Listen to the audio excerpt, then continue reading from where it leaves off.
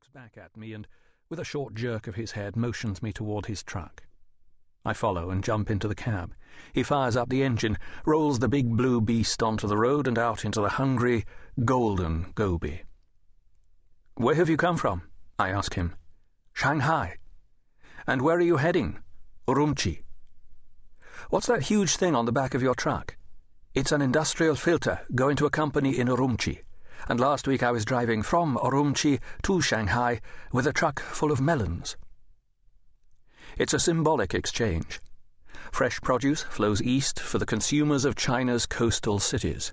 Industrial equipment flows west to help with the construction of the less developed regions inland. Urumqi is the capital of Xinjiang, the heart of Central Asia and the city farthest from an ocean in the world. The driver's name is Liu Chang. He travels back and forth along Route 312 from Xinjiang to Shanghai all through the year, driving alternately day and night with his buddy Wang, who is asleep on the narrow bunk behind our seats. All the trucks have 2 drivers so that they can travel 24 hours a day, stopping only when they need to use the rest stops along the 3,000-mile road. "How's life as a trucker these days?" I ask him. "Can you make money?" "Tainan le."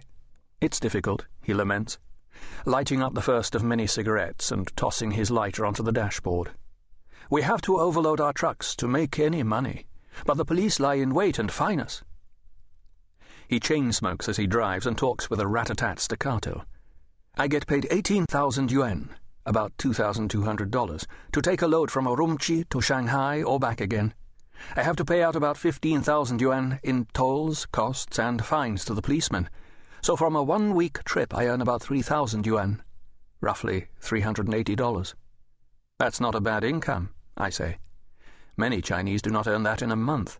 "Yes, but there's wear and tear on my truck and wear and tear on me, and I'm getting paid less as competition increases. Plus the fact that police fines are going up." I cannot think of a better travelling companion. Liu is that wonderful mix of modesty and bravado that characterizes many Chinese men. He's built like a boxer, short and muscular, and despite just a junior high school education, he is a one-man philosophy department with an opinion on everything. One minute he is lamenting the moral decline of China, the next he is telling me about the roadside brothels he visits along the way. He is a coiled spring of energy, with laughter and fury exploding in equal measures. Laughter just at life itself in all its modern Chinese craziness. Fury mostly at corrupt Communist Party officials and policemen.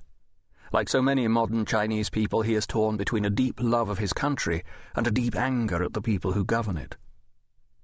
We travel for hours across the relentless Gobi, talking intensely at first, but then with long periods of silence, during which he just drives and I just sit, and Wang just snores in the bunk behind. The raw beauty of the desert, the implacable desert whose vicious sandstorms used to consume whole caravans of camels and their precious cargoes, the unquenchable desert that used to resist all but the most hardy travellers, rolls past outside. Though still wild, it is slowly being conquered by an army of blue, Chinese-made east-wind trucks. As roads such as Route 312 grow busier, and distant cities such as Urumqi are brought closer to the main centres of population farther east, the desert seems a little less dangerous now. An occasional truck whooshes past in the opposite direction, shaking us with its slipstream. Passenger buses rush past too, and occasional cars, but not many. Liu Chang talks of the development he sees every day, the transformation of a country changed by the loosening of government controls, by the influx of foreign money, and most of all by the movement of people untethered from their communist past. But mobility and greater freedom have changed people's characters, he says, and not always for the better. "In the past, everyone was poor," says Liu, "but everyone was honest. Now everyone is more free, but there is luan. There is chaos. Money has made everyone go bad." He uses the Chinese phrase, 100 times more illustrative than its canine English equivalent. "Run, che run," he says. "It's man eat man now."